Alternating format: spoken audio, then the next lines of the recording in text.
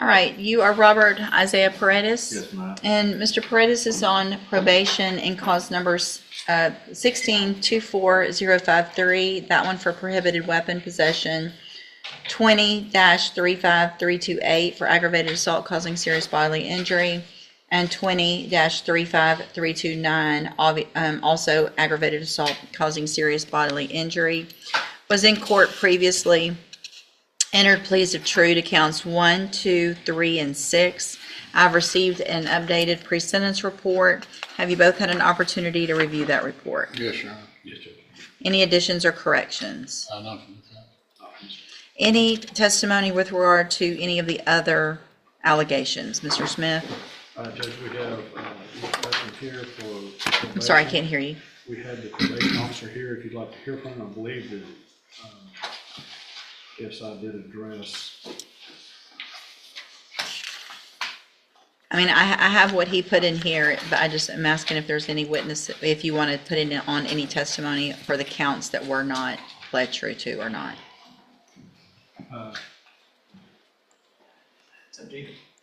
I would ask him a few questions if the state's not going to call him. So I guess we will do.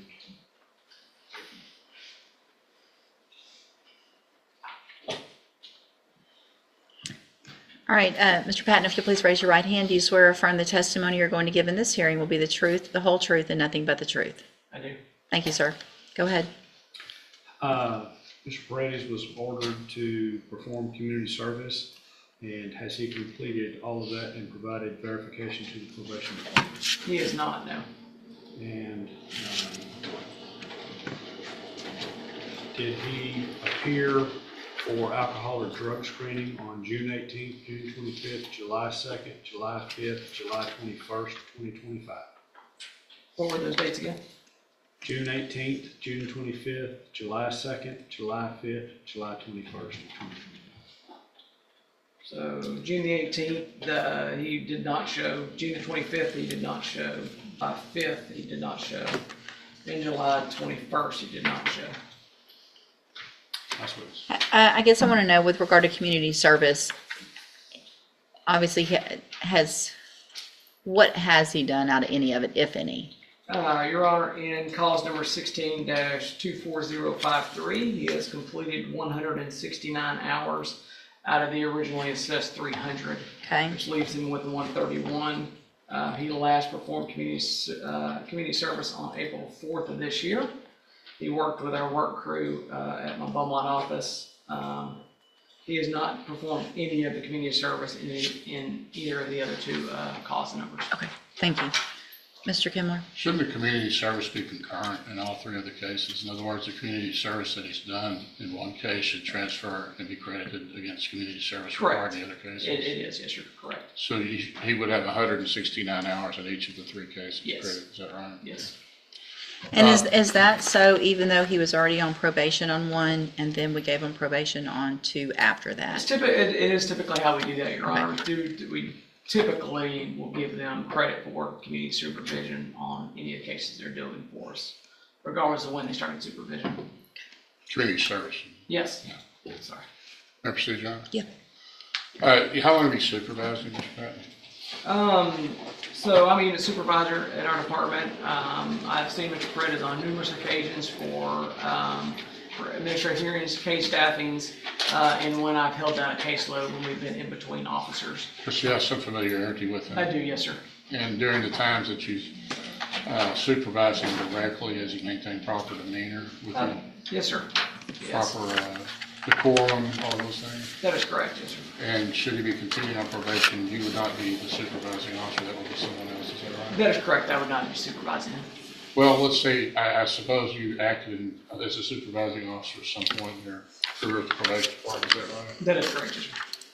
Assuming, let's just speak hypothetically, if you were a supervising officer again, would there be anything about Mr. Paredes that would cause you concern to continue to supervise him as far as his demeanor and decorum and attitude towards the probation department or personnel? Hypothetically, no, not concerning those items. Who was his supervising officer?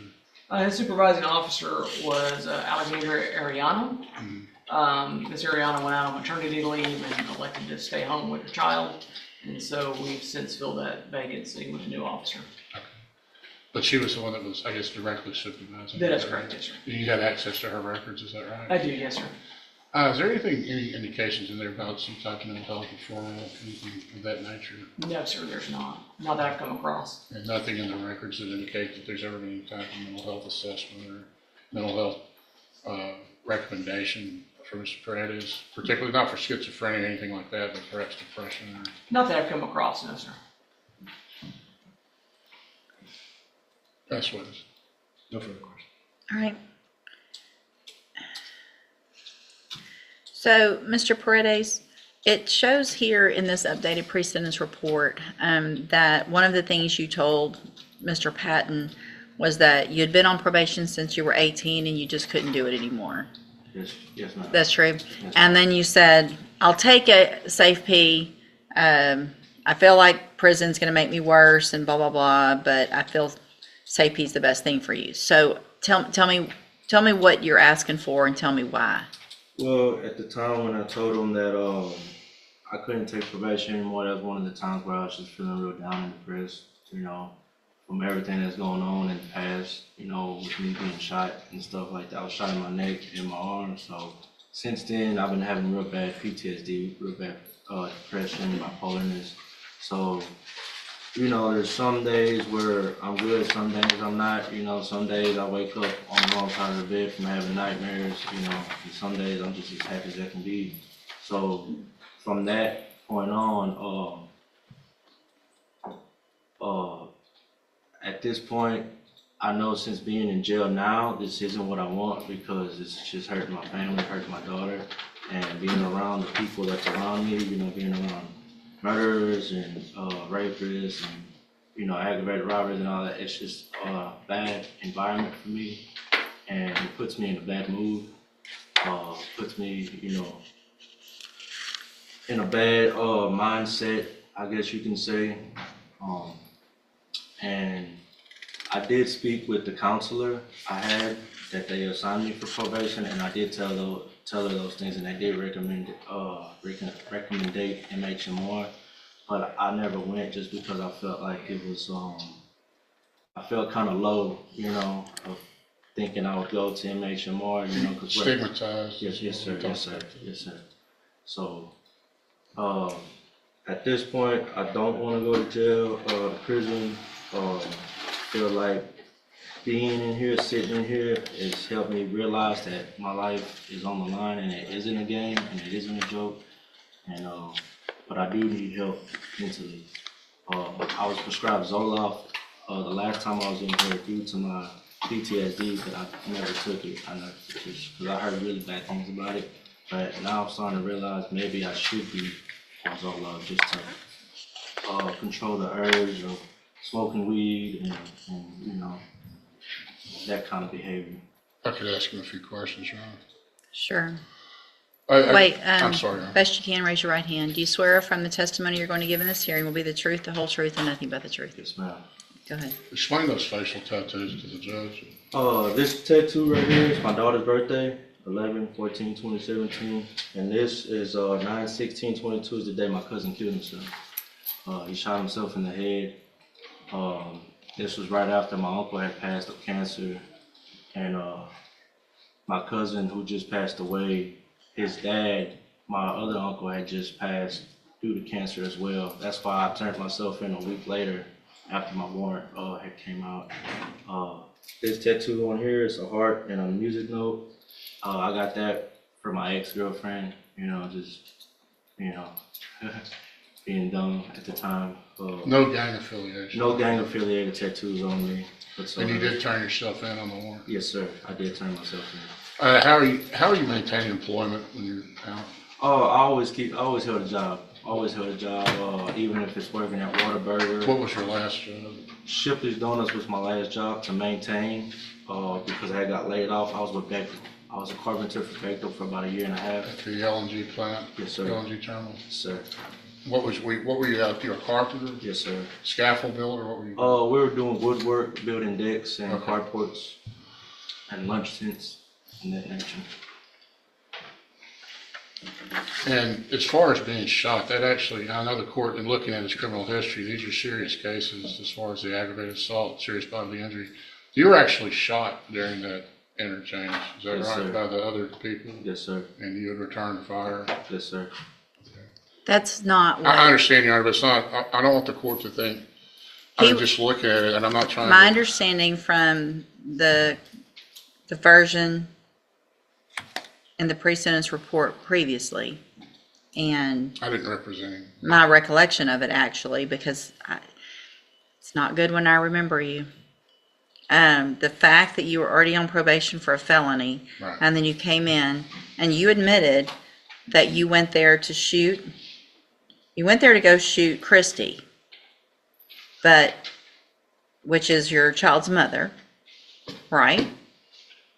That's not true? No? So did you mean to go shoot the two girls that got shot, Alexis and Taylor? No, ma'am. Who'd you mean to shoot? I didn't go there to shoot anybody. I think as he explained it to me, he was going there to meet for sexual purposes, the two girls, and when he got there, he was set up in the parking lot, and then by other people there, by people who were gonna rob him, and in the course of that, there was a gunfight, but he wasn't going there to shoot anybody. All right, well, that's, He was again, going there for an illegal purpose, that have goes sex against with everything them. that was said and everything that he agreed to back then, because, That's correct. We were getting ready for trial on this case. Yes. He was the aggressor. He was the one that fired first. And had he been a better shot, Alexis and or Taylor might Sure. have been killed, but he was there to go kill Christy. I didn't represent him in Okay. that, so I don't know. all right. Anything else? All right, Mr. Smith, argument? Judge, I would agree with the probation that I believe he's only asking for safety now simply because it's the only alternative he sees to prison. I don't think he's sincere about it. We have given him chance after chance after chance, and he has squandered, wasted, and even though he's a nice guy when he shows up, he does what he wants to do. That's evidenced by the jail reports that shows that they tell him to go back to his bunk and he just gets in the shower with his jumper on. And then when they write him up about it, then he says, man, fuck you. He has zero respect for authority or doing what's right, what he's supposed to do. I think prison term is appropriate in this case. The PTSD excuse is weak. He was the aggressor in the initial contact. And you can't claim that, well, I feel bad because I got shot by somebody who was defending two other women. So I would ask for pen time in this case. Anything else, Mr. Kimler? Well, it's difficult for me to address always with these jail incident reports without having the opportunity to cross-examine the person that made the allegations.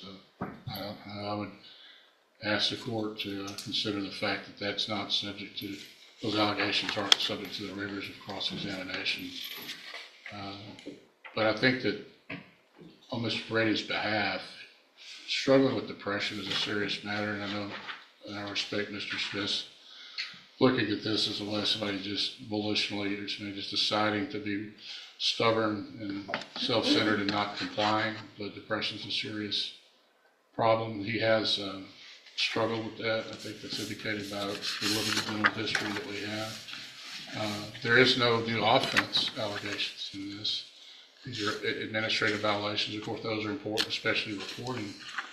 But because of the seriousness of these cases, I would ask that the court give him at least one more chance with the aid of mental health, maybe safety, but also as a follow-up if he gets out to follow up with Spindletop to address not only any substance abuse problems, but any underlying mental health issues that may contribute to the substance abuse and just his ability to comply and just to continue on probation.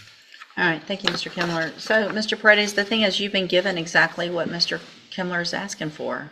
You've already been given that. You said it yourself. They recommended Spindletop. They recommended medications. You made conscious decisions not to follow through with what they knew was best for you, which is part of your probation. Everything that they say you should do is a court order. The fact that you are on a probation for possession of a prohibited weapon, like you said, from back when you were 18 years old, put you on a probation, 10-year deferred for that, November of 2016. Years of chances end here. The courtroom falls silent as consequences catch up with time. His voice trembles between regret and excuse, but the record remembers everything. Justice isn't cruel, it's consistent. In the end, redemption demands action, not promises. The gavel doesn't echo anger, it echoes accountability. Then we're back here, you're put on probation for 10 deferred on 2 aggravated assault causing serious bodily injuries in March of 2022 for shooting 2 girls. And you got shot in self-defense. And it appears that there's no real reason for me not to believe that that's how it happened for a number of reasons. No one else was charged with aggravated assault for shooting you.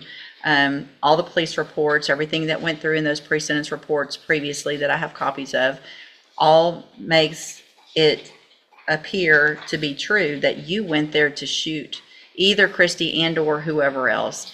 And luckily we're not a good shot. One of the girls got shot 3 times and survived it. And for you to say you have PTSD from getting shot, I can't imagine what she has. I feel like you've been given every opportunity. And when I look back on some of these times where I give chances like I gave you, it's very frustrating and a little embarrassing because it looks like I was not really thinking clearly then. I understand that these are drug allegations. You've been given opportunities to get help. I mean, you've been on probation since 2016 with every opportunity possible. So at this time, in cause number 16-24053, I'm going to, also based on the evidence presented today, I am going to find count 5 true. So that makes you pled true to counts 1, 2, 3, and 6. I'm finding count 5 true based on that evidence in each of the cases. Find sufficient evidence in that case to find you guilty, and at this time find you guilty of possession of a prohibited weapon. Sentence you to a term of 7 years in the institutional division of the Texas Department of Corrections. You will receive credit on that sentence for any time that you've been in custody that the law gives you the right to receive. In cause number 20-35329, also find counts 1, 2, 3, and 6 that you pled true to those freely and voluntarily. Find them true. Also find count 5 true. Find sufficient evidence to find you guilty, and at this time find you guilty of aggravated assault causing serious bodily injury. Sentence you to a term of 12 years in the institutional division of the Texas Department of Corrections. You will also receive credit on that sentence for any time that you've been in custody that the law gives you the right to receive. There will be an affirmative finding of a deadly weapon in that case. In cause number 20-35328, again, find that you pled true to counts 1, 2, 3, and 6 freely and voluntarily. Find those counts true. Make a finding of count 5 true. Find sufficient evidence to find you guilty, and at this time find you guilty of aggravated assault causing serious bodily injury. Sentence you to a term of 12 years in the institutional division of the Texas Department of Corrections. You will receive credit on that sentence for any time that you've been in custody that the law gives you the right to receive. There will also be an affirmative finding of a deadly weapon in that case. All 3 of these will run concurrently, which means together at the same time. I am going to hand you a trial court certification. These were not agreements. You do have some rights to appeal. You can talk to Mr. Kimler about that. I need you both to sign and fill out the bottom, and you'll get a copy. I'm also handing you a written admonishment regarding your ineligibility to possess a firearm or ammunition. Because of the judgments entered against you, you're ineligible under Texas law to possess a firearm or ammunition. Possession of a firearm or ammunition could lead to charges against you. Firearm is a legal term, and you should read the written admonishment I provide you to see what devices qualify as a firearm. If you have questions about the laws that make you ineligible to possess a firearm or ammunition, or about how long that lasts, you can talk with Mr. Kimler. All right. I'm sorry? It was 7, 12 and 12. 12. Affirmative finding of deadly weapon on both of the 2 cases. One of those is for him.